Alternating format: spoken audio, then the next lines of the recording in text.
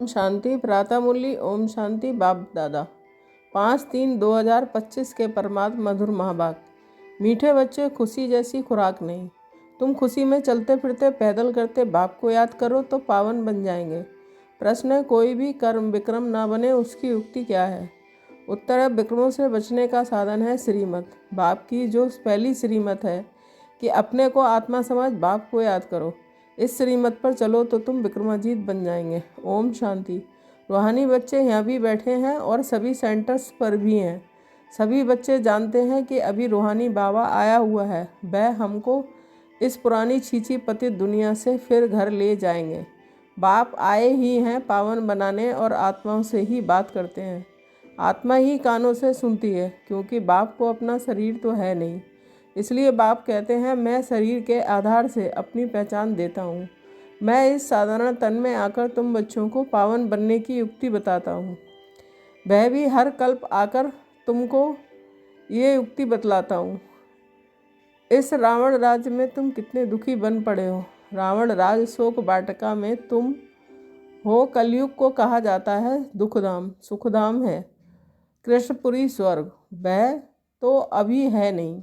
बच्चे अच्छी रीति जानते हैं कि अभी बाबा आया हुआ है हमको पढ़ाने के लिए। बाप कहते हैं, तुम घर में भी स्कूल बना सकते हो। पावन बनना और बनाना है। तुम पावन बनेंगे तो फिर दुनिया भी पावन बनेगी। अभी तो ये भ्रष्टाचारी पतित दुनिया है। अभी है रावण की राजधानी। इन बातों को जो अच्छी रीति समझते हैं वह फिर भी औरों को भी समझाते हैं। बाप तो सिर्फ कहते हैं, बच्चे अपने को आत्मा समझ मुझ बाप को याद करो। औरों को भी ऐसे समझाओ। बाप आया हुआ है तो कहते हैं, मुझे याद करो तो तुम पावन बन जाएंगे। कोई भी आसरी कर्म नहीं करो। माया तुमसे जो चीची कर्म कराएगी वह कर्म जरूर विक्रम बनेगा। पहले नंबर में जो कहते हैं ईश्वर सर्वव्यापी है, वह भी ये भी माया ने कहलाया ना। माया तुमसे हर बात में विक्रम ही कराएगी। कर्म अकर्म विक्रम का राज भी समझाया है। श्रीमत पर आधा कल्प तुम सुख भोगते हो, आधा कल्प फिर रावण की मत पर दुख भोगते हो। इस रावण राज में तुम भक्ति जो करते हो नीचे ही उतरते आए हो। तुम इन बातों को नहीं जानते थे, बिल्कुल ही पत्थर बुद्धि थे। पत्थर बुद्धि और पारस बुद्धि गाते तो है ना। भक्ति मार्ग में कहते भी हैं कि हे ईश्वर, इनको अच्छी बुद्धि दो, ये लड़ाई आदि बंद कर दे। तुम बच्चे जानते हो बाबा बहुत अच्छी बुद्धि अभी दे रहे हैं। बाबा कहते हैं, मीठे बच्चों, तुम्हारी आत्मा जो पतित बनी है उनको पावन बनाना है। याद की यात्रा से भल घूमो फिरो। बाबा की याद से तुम कितना भी पैदल करके जाएंगे, तुमको शरीर भी भूल जाएगा। गाया जाता है ना, खुशी जैसी खुराक नहीं। मनुष्य धन कमाने के लिए कितना दूर दूर खुशी से जाते हैं। यहाँ तुम कितने धनवान संपत्तिवान बनते हो। बाप कहते हैं, मैं कल्प कल्प आकर तुम आत्माओं को अपना परिचय देता हूँ। इस समय सभी पतित हैं जो बुलाते रहते हैं कि पावन बनाने के लिए आओ। आत्मा ही बाप को बुलाती है। रावण राज्य में शोक वाटिका में सभी दुखी हैं। रावण राज सारी दुनिया में है। इस समय है ही तमो प्रधान सृष्टि। सतो प्रधान देवताओं के चित्र खड़े हैं। गायन भी उन्हों का है। शांतिधाम सुखधाम जाने के लिए मनुष्य कितना माथा मारते हैं। ये थोड़े ही कोई जानते हैं कि भगवान कैसे आकर भक्ति का फल तुमको देगा। तुम अभी समझते हो कि हमको भगवान से फल मिल रहा है। भक्ति के दो फल हैं, एक मुक्ति, दूसरा जीवन मुक्ति। यह समझने की बड़ी महीन बातें हैं। जिन्होंने शुरू से लेकर बहुत भक्ति की होगी वह ज्ञान अच्छी रीति लेंगे तो फल भी अच्छा पाएंगे। भक्ति कम की होगी तो ज्ञान भी कम लेंगे, फल भी कम पाएंगे। हिसाब है ना, नंबरवार पद है ना। बाप कहते हैं कि मेरा बनकर बेकार में गिरा तो गोया मुझे छोड़ा, एकदम नीचे जाकर पड़ेंगे। कोई तो गिरकर फिर उठ पड़ते हैं, कोई तो बिल्कुल ही गटर में गिर जाते हैं। बुद्धि बिल्कुल सुधरती ही नहीं है। कोई को दिल अंदर खाता है, दुख होता है। हमने भगवान से प्रतिज्ञा की और फिर उनको धोखा दे दिया, बेकार में गिर पड़ा। बाप का हाथ छोड़ा, माया का बन पड़ा। वे फिर वायुमंडल को खराब कर देते हैं, श्रापित हो जाते हैं। बाप के साथ धर्मराज भी है ना। उस समय पता नहीं पड़ता है कि हम क्या करते हैं, बाद में पश्चाताप होता है।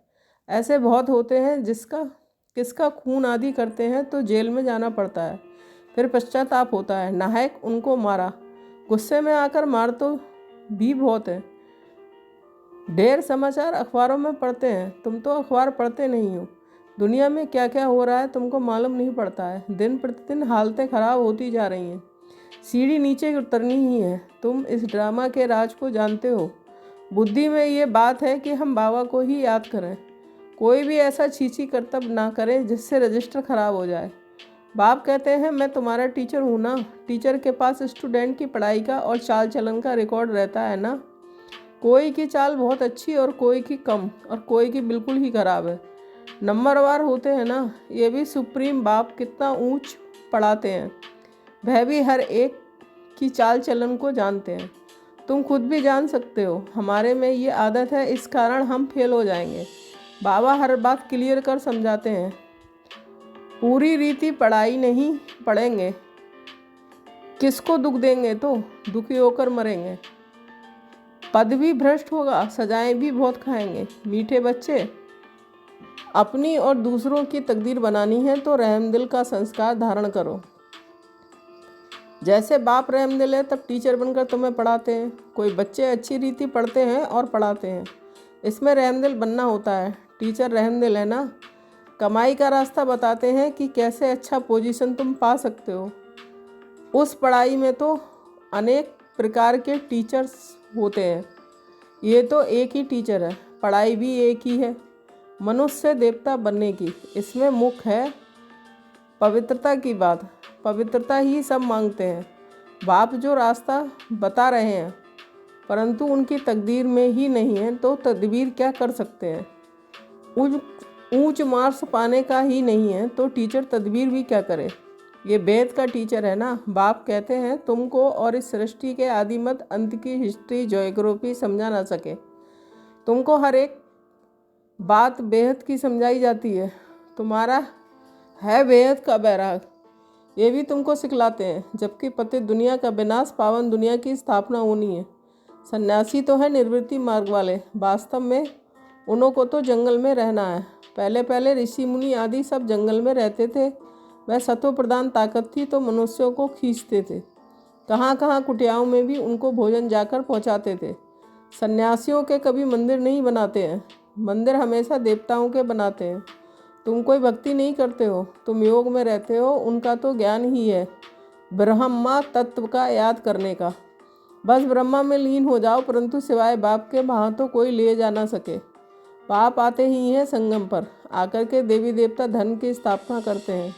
बाकी सबकी आत्माएं वापस चली जाती हैं, क्योंकि तुम्हारे लिए नई दुनिया चाहिए ना। पुरानी दुनिया का कोई भी रहना नहीं चाहिए। तुम सारे विश्व के मालिक बनते हो, ये तो तुम जानते हो। जब हमारा राज्य था तो सारे विश्व पर हम ही थे, दूसरा कोई खंड नहीं था। वहाँ ज़मीन तो बहुत रहती है, यहाँ ज़मीन कितनी है। फिर भी समुद्र को सुखाकर ज़मीन करते रहते हैं, क्योंकि मनुष्य बढ़ते जाते हैं। ये ज़मीन सुखाना आदि विलायत वालों से सीखे हैं। बॉम्बे पहले क्या थी, फिर भी नहीं रहेगी। बाबा तो अनुभवी है ना। समझो अर्थक्वेक होती है वहाँ, मूसलाधार बरसात होती है, तो फिर क्या करेंगे, बाहर तो निकल नहीं सकेंगे। नेचुरल कैलेमिटीज़ तो बहुत आएगी, नहीं तो इतना विनाश कैसे होगा। सतयुग में तो सिर्फ थोड़े भारतवासी ही होते हैं। आज क्या है कल क्या होगा, ये सब तुम बच्चे ही जानते हो। ये ज्ञान और कोई दे ना सके। बाप कहते हैं तुम पतित बने हो, इसलिए अब मुझे बुलाते हो कि आकर पावन बनाओ। तो ज़रूर आएंगे, तब तो पावन दुनिया स्थापन होगी ना। तुम बच्चे जानते हो बाबा आया हुआ है। युक्ति कितनी अच्छी बतलाते हैं। भगवान वाच मन मना भव, देह सहित देह के सभी संबंधों को तोड़ मामे का याद करो। इसमें ही मेहनत है। ज्ञान तो बहुत सहज है, छोटा बच्चा भी झट याद कर लेगा। बाकी अपने को आत्मा समझ और बाप को याद करे, वह इम्पॉसिबल है।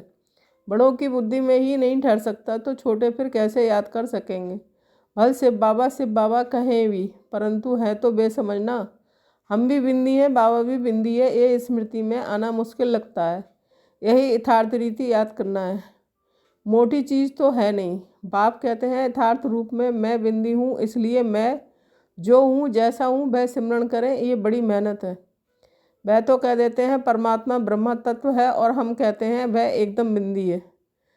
रात दिन का फर्क है ना। ब्रह्मा तत्व जहाँ हम आत्माएं रहती हैं उनको परमात्मा कह देते हैं।